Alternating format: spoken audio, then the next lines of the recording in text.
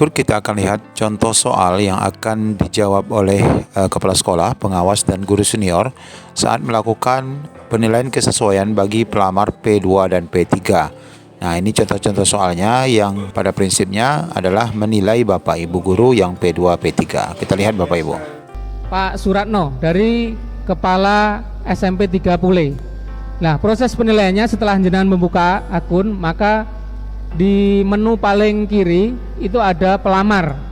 Silahkan klik pelamar, maka akan muncul siapa saja yang melamar di SMP atau mungkin gini, akan muncul tenaga non ASN yang ada di SMP 3 Pule. Nah, ini nanti yang akan jenengan nilai. Jadi klik satu persatu. Jadi melakukan observasi Bapak Ibu. Jadi klik di sana, maka akan muncul pertanyaan-pertanyaan di situ. Contohnya adalah yang ini. Kategori kompetensi. Kategori kompetensi tadi presentasinya 40% ya. Ya, 40%. Pertanyaannya adalah contohnya seperti ini. Mungkin bisa dibesarkan, Mas. Terus lagi, Mas. Nah. Jadi jenengan hanya memilih ini dari masing-masing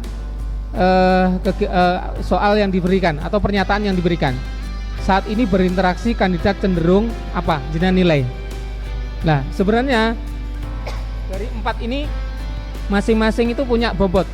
Ada yang angkanya 1, ada yang angka 2 atau angka 3. Ini kita tidak tahu di mana yang itu. Tapi nanti ketika jenengan klik, ini akan muncul angkanya. Ini contohnya gitu. Tidak muncul ya, Mas? Tidak muncul, tapi yang di buku panduan kayaknya muncul kemarin yang di Bali itu. Jadi begitu kita klik, di samping sebelah kanannya akan muncul skor.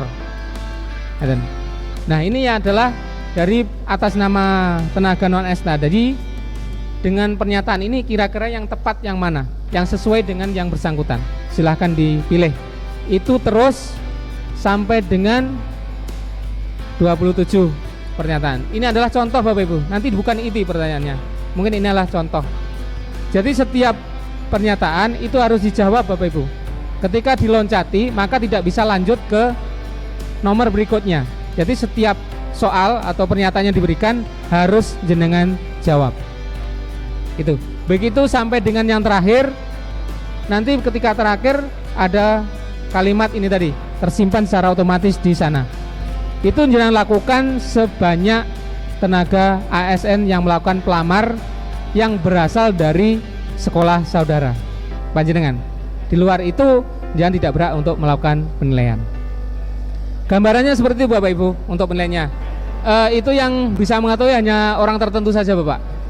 Jadi levelnya mungkin pengawas itu bisa kalau kemarin. Jadi total akhirnya nanti yang hanya tahu mungkin pengawas saja. Pengawas, dinas, sama BKD. Jadi mungkin kepala sekolah dan guru senior tidak mengetahui nilai akhirnya. Itu dari sistem kemarin, tapi kita juga belum tahu nanti yang terakhir itu seperti apa. Karena sekarang ini masih dalam proses pembenahan terus untuk menjaga dari yang tadi. Nah, oke. Ada lagi Bapak Ibu, monggo silakan. Ada waktu 10 menit ya Bapak Ibu, karena kita juga belum sholat asar. Nanti untuk dietisnya setelah ada yang resmi dari kementerian. Oke, monggo Pak. Oke, mohon izin bertanya Pak. Oke. Karena kebetulan untuk kegiatan Zoom-nya tidak semua bisa mengikuti, hanya di di YouTube. Langsung saja pertanyaan yang ingin saya tanyakan atau mungkin butuh ketegasan dari tim. Yang pertama terkait dengan lingkup penilaian.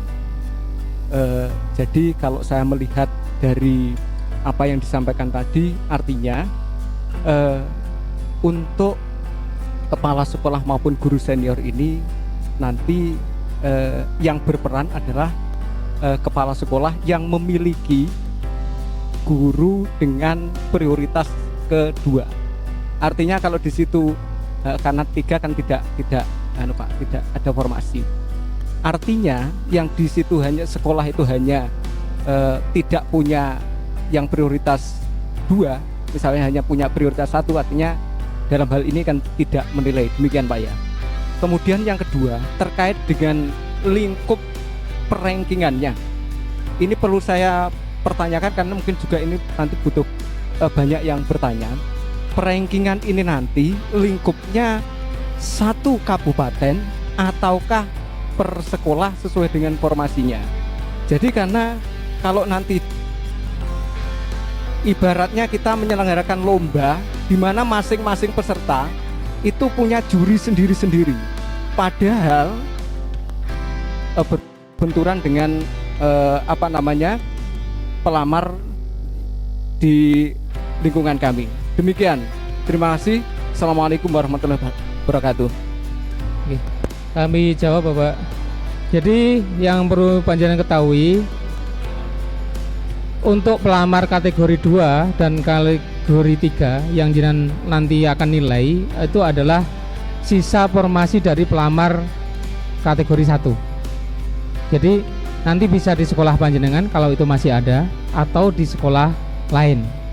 Nah, terkait dengan peringkingannya itu adalah karena yang menilai adalah dari sekolah asal di PNS itu bekerja.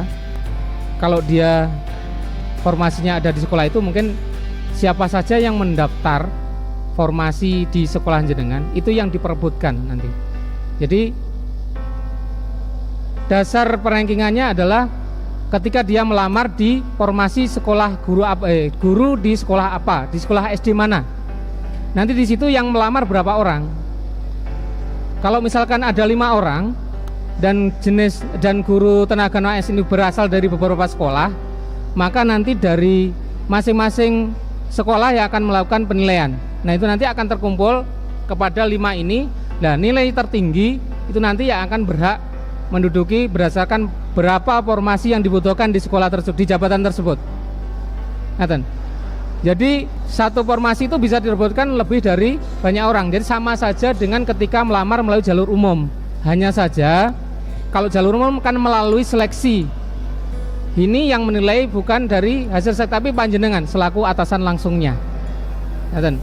Jadi saya ulang, terkait dengan perankingan itu nanti misalkan dalam satu jabatan formasi di sekolah, guru sekelas di SD 3 contohnya guru kelas di SDN dibutuhkan formasinya 2. Tapi yang melamar itu lebih dari 2, mungkin 5. 5 ini ada berasal dari 3 sekolah. Bisa dari 3 Ngantru, bisa dari Dongko atau yang mana. Nah, nanti dari 5 ini yang menilai adalah dari sekolahnya dia berasal, dari tenaga honorer di mana dia berasal. Nah, setelah dilakukan penilaian, maka secara sistem maka akan mengumpul kepada formasi dia yang melamar tadi. Ketika yang dibutuhkan hanya 2, yang melamar 5, berarti nanti hanya 2 yang diterima. Sedangkan yang lain gimana? Yang lain nanti antri Bapak Ibu. Jadi nanti yang lain, yang kalau yang formasinya jadi 2, terus sedangkan yang mendaftar 5, maka yang diterima adalah 2. Yang 3 gimana? Antri Bapak Ibu.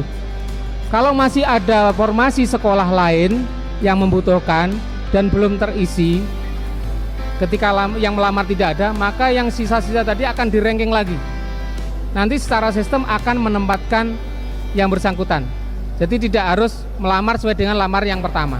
Itu penjelasan akhirnya seperti itu Bapak Ibu.